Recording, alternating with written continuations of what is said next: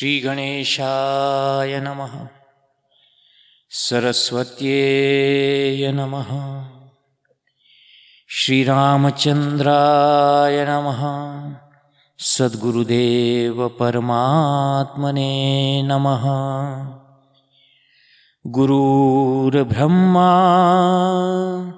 गुरुर्विष्णु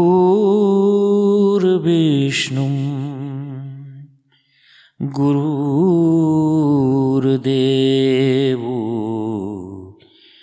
महेश्वरः।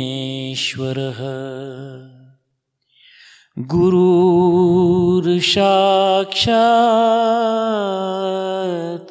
परब्रह्मम् तस्मै श्री गुरुवे नमः। मामेकं शरणं व्रज।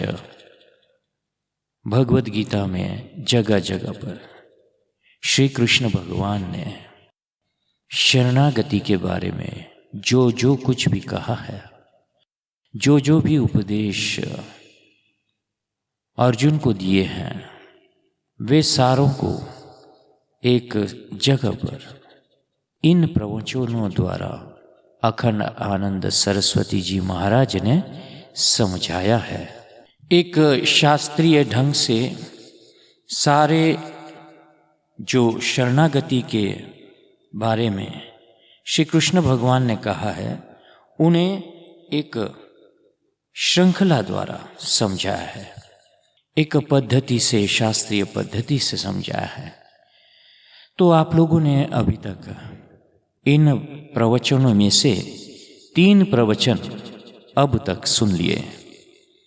अब ये आप चौथा प्रवचन सुनने जा रहे हो।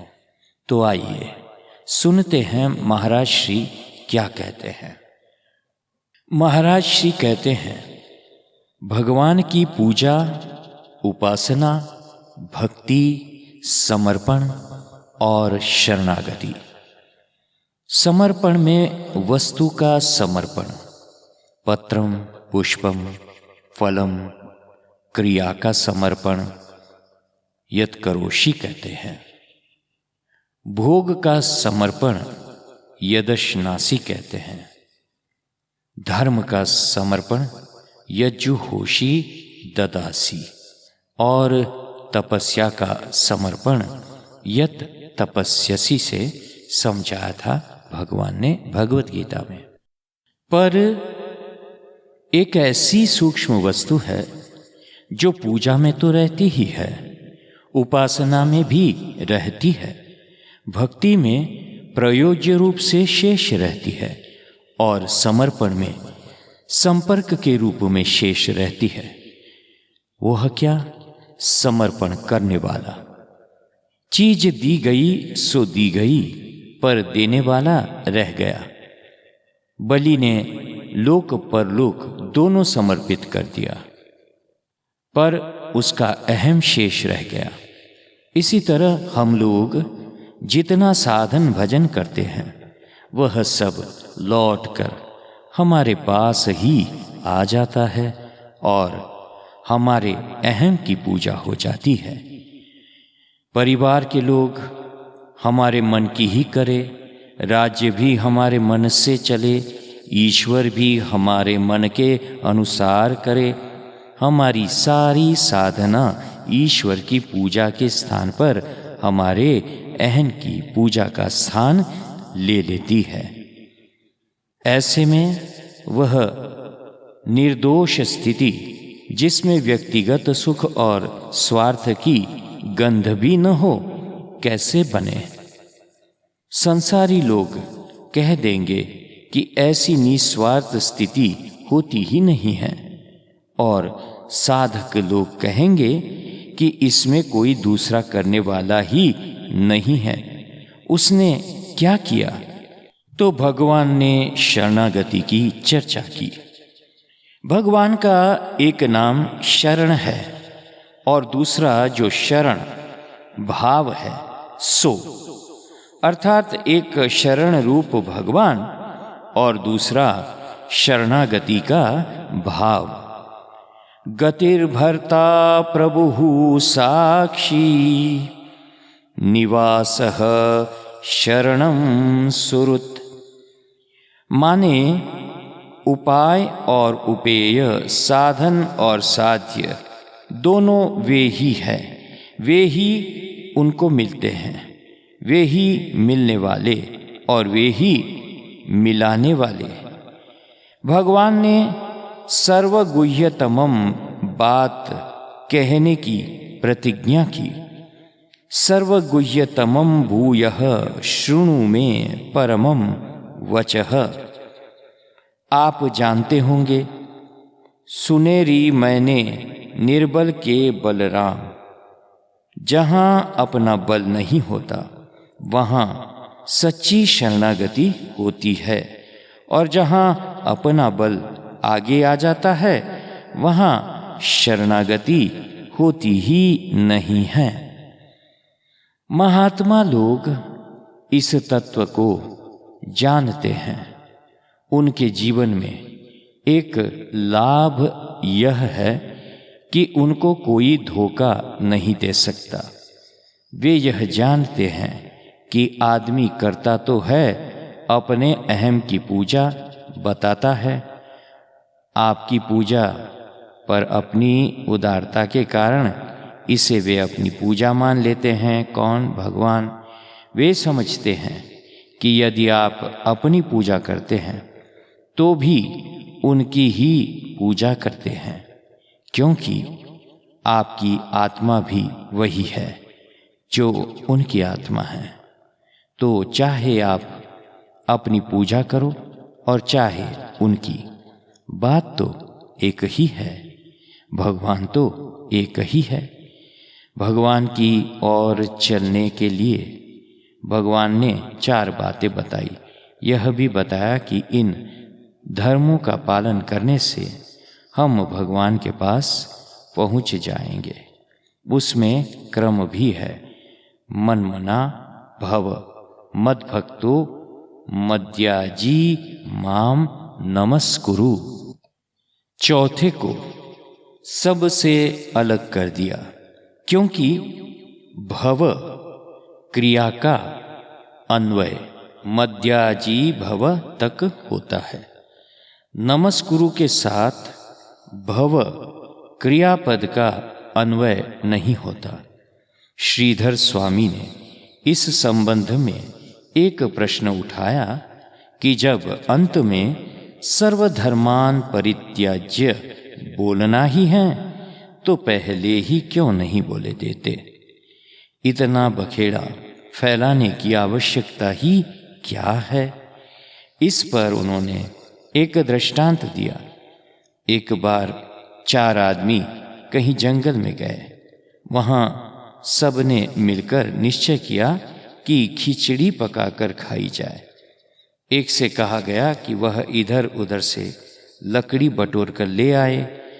दूसरे से कहा गया कि वह गांव में जाकर दाल चावल हंडिया आदि ले आए।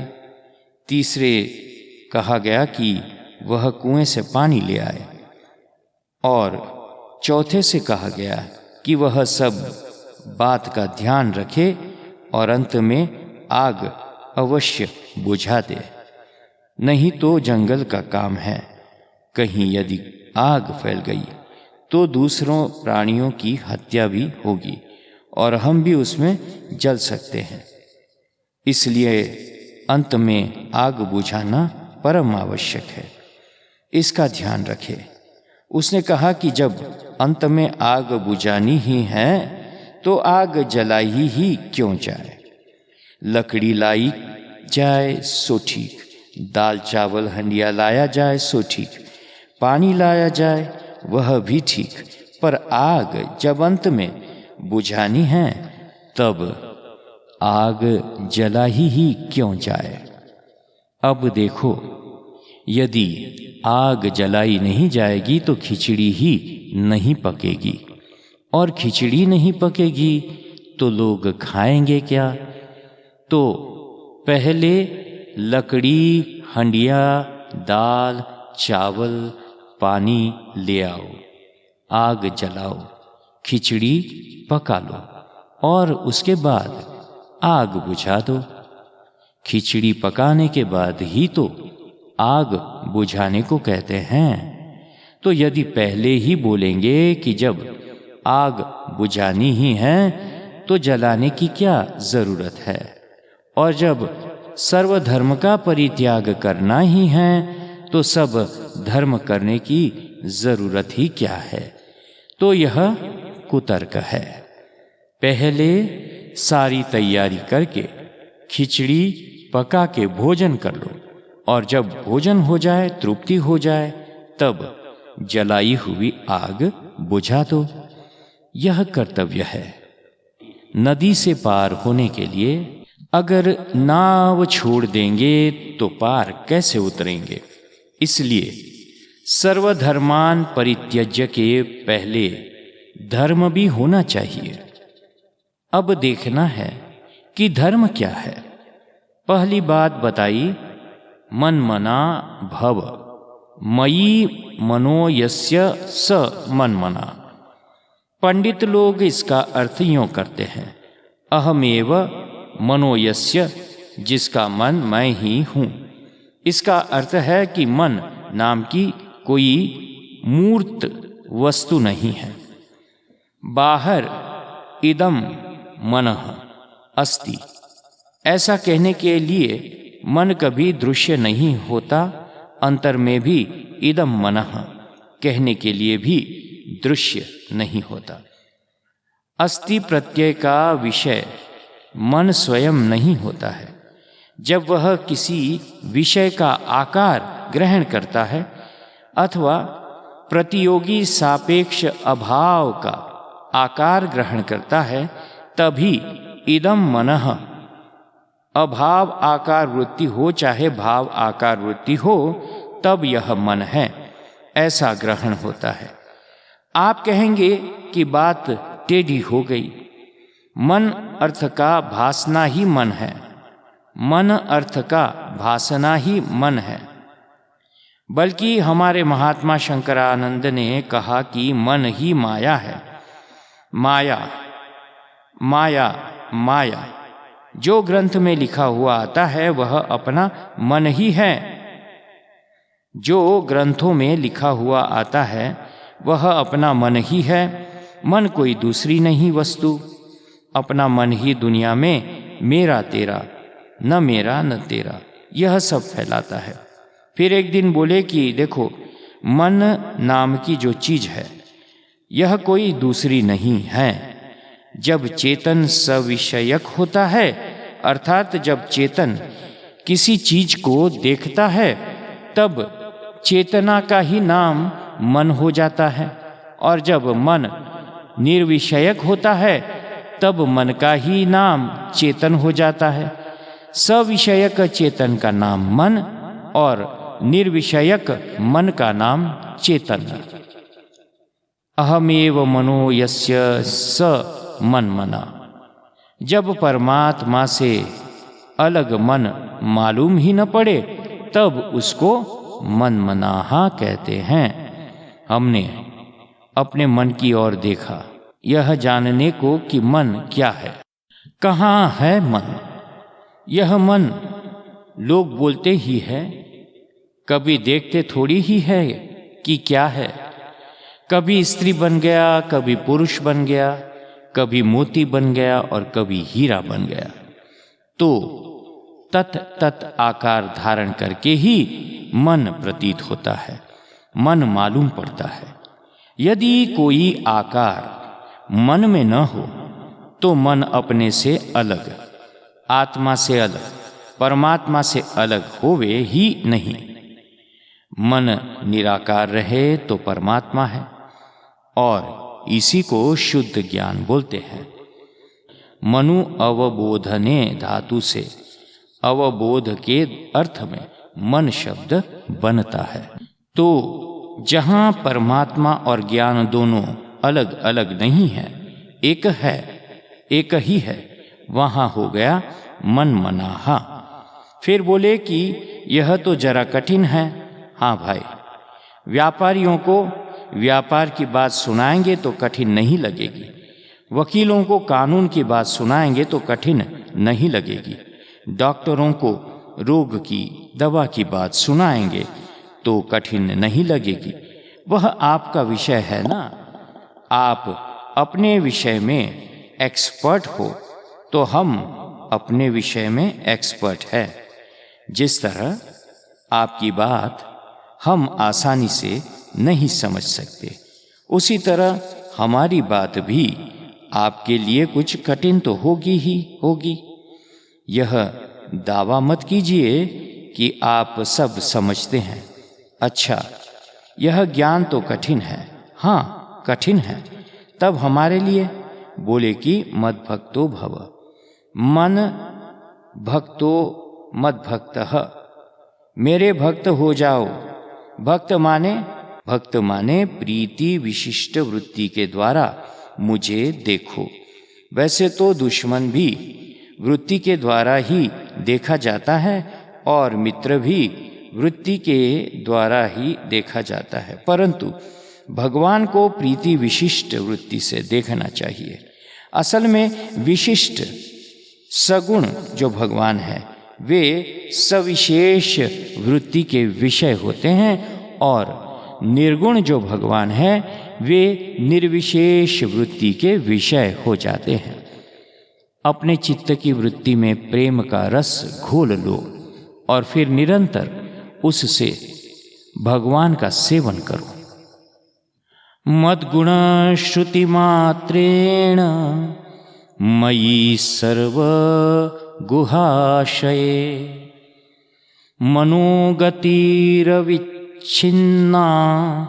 यथा गंगां भसोऽम्बुधौ लक्षणं भक्तियोगस्य निर्गुणस्य युदारुतम्। यह भक्ति योग का लक्षण है। इस भक्ति योग को प्राकृत गुणों से रहित होने के कारण निर्गुण कहते हैं। बस जैसे गंगा जी की धारा यथा गंगा बुधो, गंगा सागर में समुद्र में गिरती रहती है, वैसे ही हमारा गला हुआ मन चित्त, वैसे ही हमारा गला हुआ मन चित्त द्रुतस्य भगवद्धर्माद् धारावाहिकतां गता सर्वेशे मनसो वृत्तिर् भक्तिरित्यभिधीयते। श्री मधुसूदन सरस्वती ने भक्ति रसायन में भक्ति का लक्षण बताया कि भागवत धर्म को धारण करते करते जब चित्त मोह ममता की कठोरता छोड़ देते हैं और द्रवित हो जाते हैं, द्रुत हो जाते हैं और वृत्ति धारा प्रवाहित रूप से परमेश्वर में गिरने लगती है, तब उस वृत्ति का नाम भक्ति होता है। फिर एक बार सुनिए, श्री मधुसूदन सरस्वती ने भक्ति रसायन में भक्ति का लक्षण बताया कि भागवत धर्म को धारण करते करते जब चित्त मोह ममता की कठोरता को छोड़ देता है और द्रवित हो जाता है, द्रुत हो जाता है और वृत्ति धारा प्रवाहित रूप से परमेश्वर में गिरने लगती है, तब उस वृत्ति का नाम भक्ति होता है। बोले बाबा, यह तो अनायास साध्य नहीं मालूम पड़ती, आसान बात नहीं लगती, क्योंकि अंतः बहुत सूक्ष्म है और सूक्ष्मतम में प्रवेश करके, अपने अंतर्देश में प्रवेश करके और निरंतर वृत्ति के द्वारा भगवान का स्पर्श करना, वृत्ति को यदि त्वाच प्रत्यय होता हो, त्वाच प्रत्यय माने टच करना, यदि वृत्ति किसी को बार बार टच करती हो, छूती हो, तो जैसे हम कूंची हाथ में लेकर कोई चित्र बनाते हैं, जैसे हम कूंची हाथ में लेकर कोई चित्र बनाते हैं, ऐसे ही यदि कोई भगवान का चित्र बनाता हो दिल में। कागज पर बनाने वाला भगत होता है कि नहीं मालूम। 40-45 वर्ष पहले की बात है। गीता प्रेस वाले जिससे चित्र बनवाते थे, वह एक चित्र बनाने का 12 रुपया लेता था और फिर उस रुपयों से जाकर शराब पी लेता। उसकी पत्नी व बच्चे भाई जी के पास आकर रोते।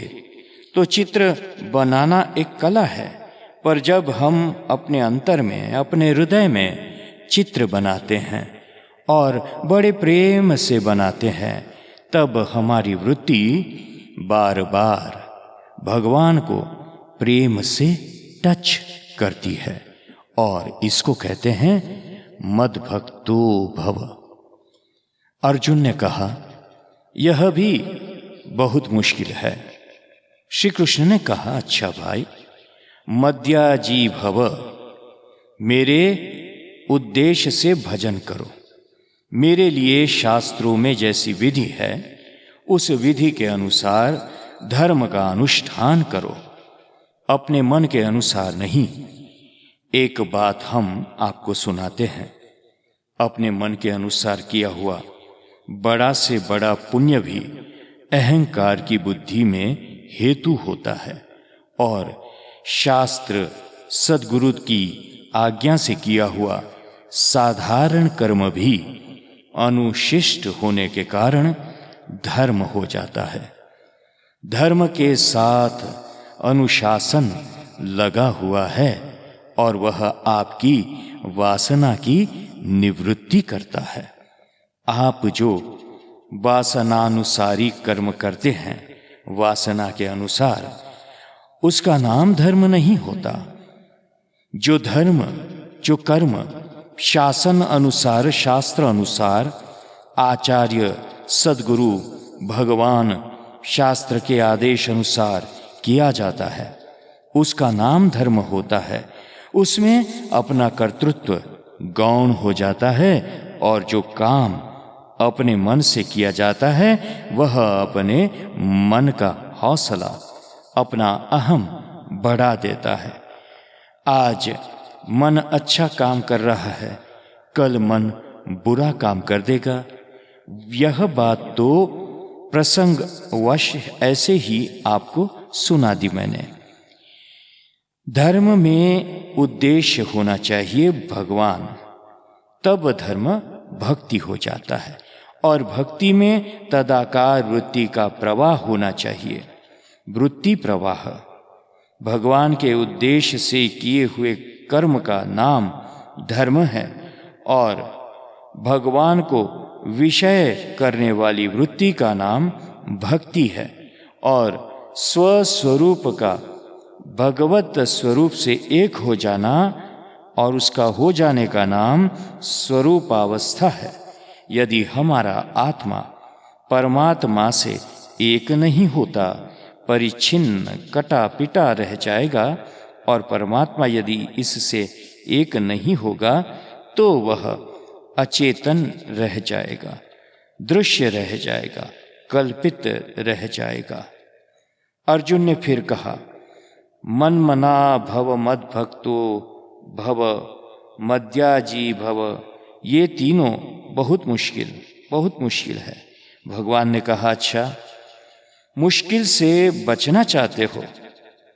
असल में यदि अपना लक्ष्य उत्तम हो तो आदमी मुश्किल, कठिन से बचना नहीं चाहता।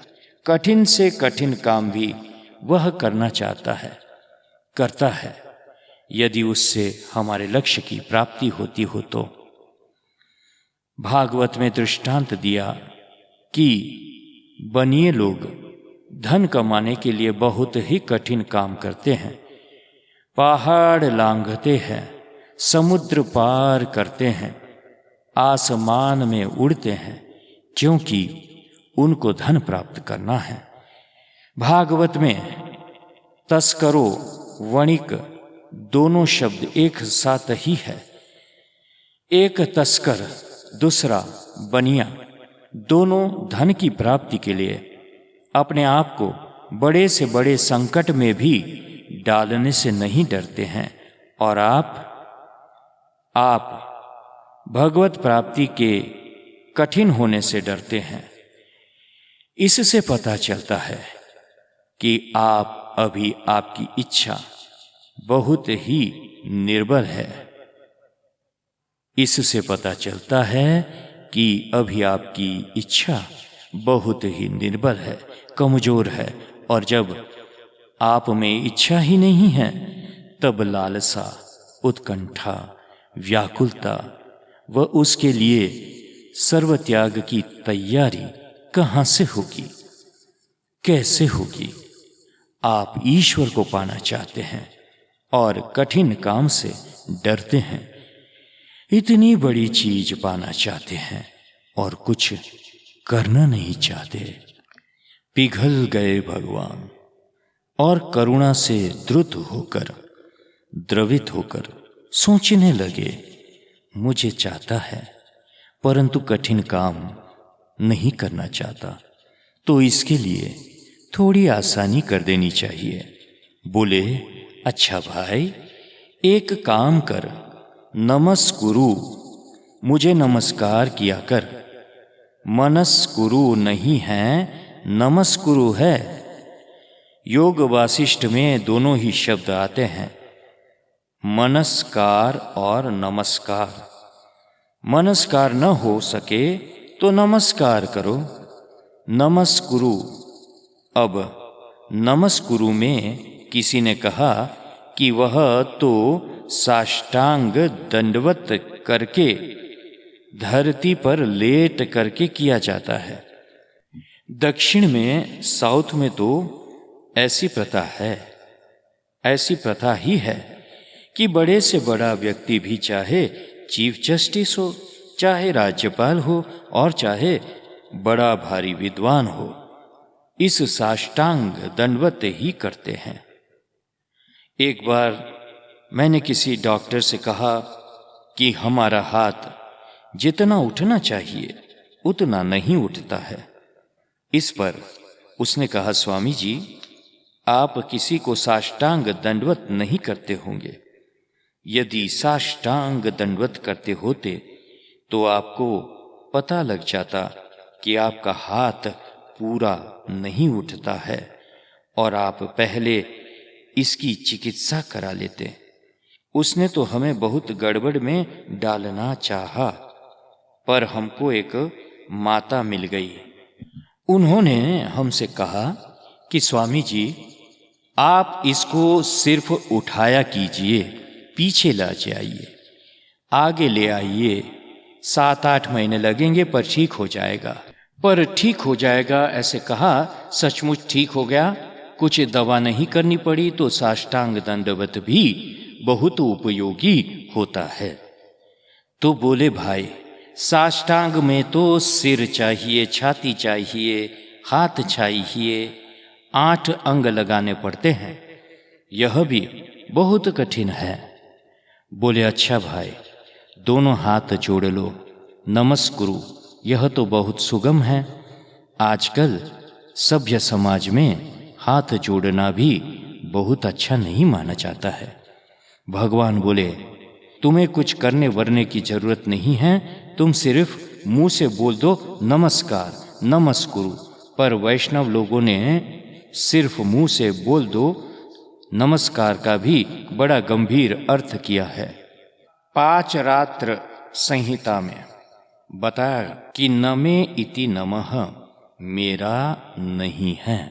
दुनिया की कोई चीज मेरी नहीं है, कोई क्रिया मेरी नहीं है, मैं भी मेरा नहीं हूं, मैं भी तुम्हारा ही हूं। नमः का अर्थ किया। वैसे व्याकरण में तो नमनम नमः होता है, झुकने का नाम नमः है। मुसलमान लोग नमाज पढ़ते हैं, पढ़ते समय बार बार झुकते हैं। नमस नमस नमस, नमस नमसी, नमांसी, बार बार झुकते हैं। भगवान के सामने अपने मैं को छोड़कर झुकना ही नमस्कार है। प्रणाम शब्द का अर्थ भी उन्होंने वैसा ही किया है। नमयति, नामयति वा भगवंतम इति प्रणाम, जिसमें भक्त झुक जाता है और भक्त के झुकते ही ये यथा माम प्रपद्यन्ते तांस तथैव भजाम्यहम्, भगवान भी झुक जाते हैं। माँ में वैश्यसी, मैं प्रतिज्ञा करके कहता हूँ कि तुम मेरे पास आओगे। अर्जुन ने कहा, बड़े प्रतिज्ञा पालक बनते हो, भीष्म के सामने तुम्हारी प्रतिज्ञा कहाँ चली गई थी? बोले, सत्यम ते प्रतिज्ञाने, सत्य की शपथ खाकर कहता हूँ। बोले, बाबा गोपियों से कह दिया कि कभी मैं झूठ नहीं बोला, मैया से कह दिया कि सर्वे मिथ्या विशंसिनः, मैंने माटी नहीं खाई, अतः तुम्हारा क्या भरोसा। देखो तुम मेरे प्रिय हो, तुम्हारे प्रेम की शपथ खाकर मैं कहता हूँ नमस्कुरु। भगवान कहते हैं केवल नमस नमस नमस, अपने अहंकार को नम्र कर दो और भगवान के सामने झुक जाओ और उनको प्राप्त कर लो। अब शरणागति की थोड़ी सरल सरल बातें सुना देते हैं, सरल सरल बात सुना देते हैं। अभ्यास में सरलता है और अभ्यास न होने से कठिनता है। वैसे यह भी सरल ही है। शरणागति में विशेषता यह है कि जो शरण में आता है उसके गुण दोष को नहीं देखा जाता है कि यह कैसा है। बस हमारे सामने आया है ना, लंका में विभीषण को हनुमान जी ने भगवान का गुणगान सुनाया, उससे विभीषण के मन में जो असंभावना थी कि उसको नहीं स्वीकारेंगे, संशय था कि स्वीकार करेंगे कि नहीं करेंगे, और विपरीत भावना भी थी कि नहीं ही करेंगे, सब दूर हो गई। थोड़ी देर की सत्संगति से ही विभीषण के मन का असंभावना, संशय व विपरीत भावना का नाश हो गया और विभीषण रामचंद्र के सामने आ गए। आ तो गए पर नीचे न उतरे। शरणागति में नीचे उतरना भी आवश्यक होता है। ऊपर बैठकर शरणागत नहीं हुआ जाता। पर विभीषण ऊपर से ही अपना परिचय देने लगे, मैं रावण का भाई हूँ, आपकी शरण में आया हूँ। विभीषण ऊपर टंगे हुए थे और नीचे जुड़ गई सभा। सुग्रीव जी आ गए, हनुमान जी आ गए, दूसरे वानर भी इकट्ठा हो गए। सब सोचने लगे क्या करना चाहिए। सुग्रीव जी ने कहा, शत्रु का भाई है, हम लोगों के बीच में आवेगा, हमारा भेद लेगा और अपने भाई को बताएगा, बहुत हानिकारक है। हमारी राय में इसे बांध कर रख लिया जाए। भगवान को बात पूरी जची नहीं तो हनुमान जी बोले, प्रभु इसको शरण में लेना चाहिए, यह शिष्ट है। दोनों में मतभेद हो गया। सुग्रीव जी राजा और हनुमान जी उनके मंत्री। वैसे सुग्रीव का स्वभाव ही संशयालु था। पहले रामचंद्र पे भी तो उन्होंने संशय ही किया था कि ये कहीं बाली के भेजे हुए न हो। तो जिसके चित्त में संशय होता है वह सबके प्रति संशयालु रहता है। सुग्रीव ने कहा, विभीषणो न ग्राह्यः दुष्टत्वात्। विभीषण को ग्रहण करना उचित नहीं है क्योंकि यह दुष्ट है। न ग्राह्य यह साध्य है और दुष्टत्वात् यह हेतु है। नहीं ग्रहण करना चाहिए ऐसा साध्य बताते हैं सुग्रीव, और उसका कारण बताते हैं दुष्ट होना विभीषण का।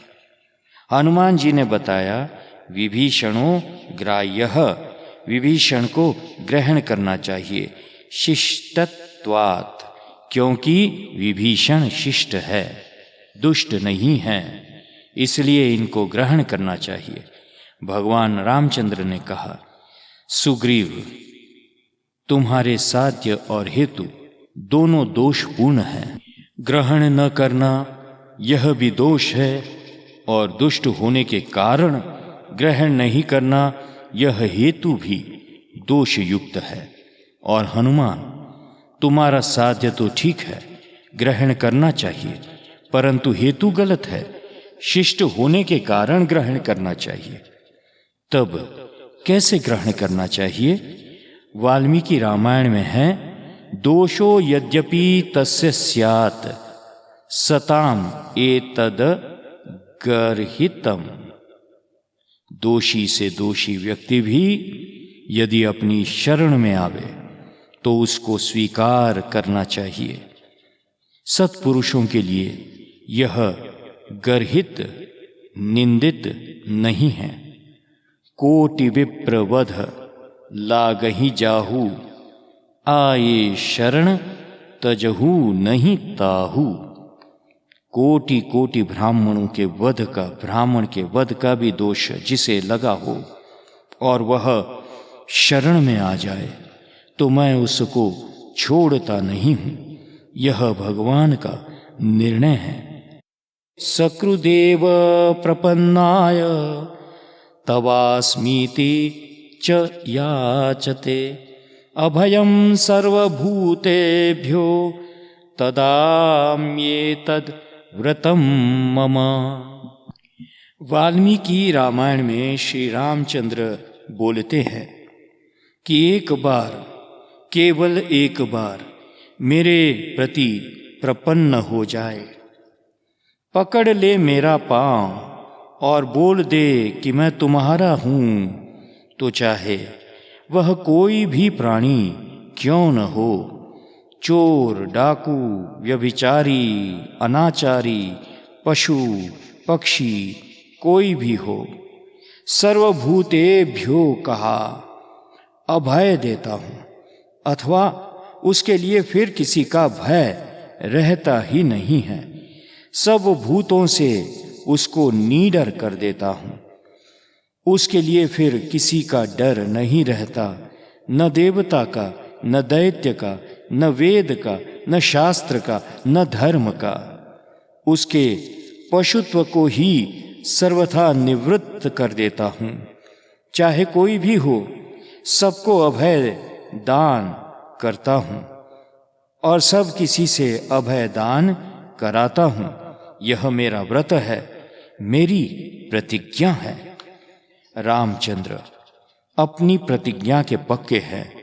वाल्मीकि रामायण में एक स्थान पर आता है, अप्यहम जीवितम जह्याम त्वाम वासीते सलक्ष्मणाम, न तु प्रतिज्ञां संश्रुत्य ब्राह्मणेभ्यो विशेषतः।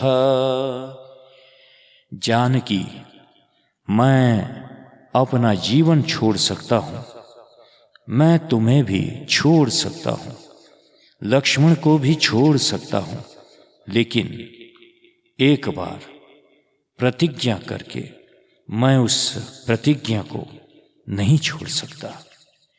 यह प्रसंग अरण्य कांड में तब आता है जब सीता रामचंद्र से प्रार्थना करती है, बल्कि बिना मांगे ही सलाह देती है कि अस्त्र शस्त्र छोड़ दे, नहीं तो राक्षस गण उनको दुश्मन समझेंगे और उन पर आक्रमण कर देंगे। भगवान ने कहा, एतद् व्रतम मम, यह मेरी प्रतिज्ञा है। जैसे ब्रह्मचारी का धर्म है ब्रह्मचर्य व्रत, पतिव्रता का धर्म है पतिव्रत, वैसे ही भगवान ने कहा मेरा धर्म है प्रतिज्ञा पालन, और मैं अपना धर्म नहीं छोड़ सकता। इससे भी उत्तम कोटि की बात वाल्मीकि रामायण में आती है। कल ही आपको सुनाया था कि हीन की शरणागति लेने वाले नष्ट हो जाते हैं, उनका काम नहीं बनता। मंथरा की शरण कैकेयी ने ली, नष्ट हो गई। कैकेयी की शरण दशरथ ने ली, मर गए। समुद्र की शरण रामचंद्र ने ली, उनका काम नहीं बना। अतः शरणागति सर्वोत्तम की ही लेनी चाहिए। पर कहीं कहीं ऐसे लोग मिल जाते हैं कि इतनी सरल सुगम शरणागति भी नहीं कर पाते हैं, उनके लिए यह भी कठिन हो जाती है। उदाहरण के लिए बताया, इंद्र के बेटे जयंत ने कौवे का भेष धारण करके उस समय सीता जी के वक्षस्थल पर प्रहार किया जिस समय श्री रामचंद्र जी उनकी गोद में सिर रखकर सो रहे थे और लक्ष्मण जी भी वहां नहीं थे, सर्वथा एकांत था वहां। तुलसीदास जी ने तो बहुत बचाकर लिखा है और चरणों पर प्रहार बताया है। सीता चरण चोंच हति भागा, पर वाल्मीकि रामायण में स्पष्ट लिखा है कि जयंत ने सीता जी के वक्षस्थल पर अपने पंजे मारे। भगवान राम की नींद टूटी, देखा उन्होंने वक्षस्थल से रक्त प्रवाहित हो रहा है। समग्र ममता जागृत हो गई। सीता जी को चोट पहुंचाई। उन्होंने आव देखा न ताव, आसन में से कुश निकाला और उसको ब्रह्मास्त्र से अभिमंत्रित कर कौवे पर उसका प्रयोग कर दिया। इतनी छोटी चीज कौवा और उस पर ब्रह्मास्त्र का प्रयोग किसी ने किया है कभी? भगवान ने कर दिया। अब जयंत भागा, अपने पिता के पास गया, ठुकरा दिया। ब्रह्मा जी के पास गया, ठुकरा दिया। शंकर जी के पास गया, उन्होंने भी ठुकरा दिया। कहाँ जाए अब जयंत? नारद जी ने देखा, वे महात्मा थे, उदार चित्त, द्रवित हो गए। महात्मा की यही विशेषता होती है। महात्मा उसी को कहते हैं जिसका मन बड़ा हो, जिसका टीका बड़ा हो या जिसका कपड़े साज सज्ज के सुंदर हो, उसका नाम महात्मा नहीं होता है। महान आत्मा यस्य स महात्मा, महान माने परमात्मा का ही है आत्मा जिसका। वेदांत में महान शब्द का अर्थ होता है ब्रह्म, परमात्मा। सांख्य में जो महान शब्द का अर्थ है महतत्व, उसको खंडन करने के लिए तो ब्रह्म सूत्र में सूत्र ही है। उसको खंडन करने के लिए तो ब्रह्म सूत्र में सूत्र ही है। नारद जी ने देखा यह भगवान से विमुख होकर मर जाएगा। सोचने लगे, जीवन काल में इसे भगवान मिल जाते तो बहुत बढ़िया होता, पर जीवन काल में न भी मिले तो कम से कम मरने के बाद तो मिल जाए। जैन से बोले, जा भाई जा, उन्हीं के पास जा जहां से भाग कर आया है। भय की निवृत्ति वहीं होगी जहां से भय आया है, जहां से संसार के मिथ्यत्व का निश्चय होता है, वहां से ही संसार का भान होता है। यह तो भानात्मक है, द्रव्यात्मक है ही नहीं। वेदांत सिद्धांत के अनुसार सृष्टि किसी भी परोक्ष कल्पित वस्तु से उत्पन्न हुई है। सृष्टि किसी भी परोक्ष कल्पित वृत्ति से उत्पन्न हुई है तो वह केवल अज्ञान अंधकार है। और यदि साक्षात अपरोक्ष आत्मा से इसका भान हो रहा है तो आत्मज्ञान होते ही यह सृष्टि मिट जाएगी, निवृत्त हो जाएगी, बाधित हो जाएगी। यही नियम है, जहां से आया है वहां ही जाएगा। भय की समाप्ति कहाँ होगी? भयानाम भयम भीषणम भीषणानाम, भय को भी भय पहुंचाने वाले। नारद जी के कहने से जयंत जी लौटे तो सही, पर रामचंद्र जी के पास आते आते विमुख हो गए। जब उनके चरण में गिरे तब उनका मुंह हो गया दूसरी ओर और पीठ हो गई भगवान की ओर, सन्मुख नहीं हो सके। मां की बात अब देखो। ईश्वरीय नियम में मां का होना अनिवार्य है। बहन हो कि नहीं हो, बेटी हो कि नहीं हो, पत्नी हो कि नहीं हो, ठीक है, लेकिन मां के बिना तो कोई होता ही नहीं है ना। मां तो सर्व कारण है। सीता जी ने देखा, ओहो, विमुख होने के कारण भगवान इसको अपनाते नहीं। झट द्रवित हो गई, आंखों में आंसू आ गए, शरीर में रोमांच हो गया, करुणा उमड़ पड़ी। यह भी मेरा बेटा है। छाती खुली तो क्या हुआ? अपना बेटा क्या दूध पीते पीते पांव नहीं मार देता? कभी वक्षस्थल को काट नहीं लेता है? झट दोनों हाथों से कौवे को उठाया और उसका मुंह भगवान की ओर कर दिया और तुरंत भगवान ने उसे स्वीकार कर लिया। इसको मां बोलते हैं, इसको मां बोलते हैं, इसको पिता बोलते हैं, इसको शरण बोलते हैं। शरणागति अपना प्रयत्न नहीं है, शरणागति भगवान की स्वीकृति है। शरणागति भगवान की स्वीकृति है, अपना प्रयत्न नहीं है।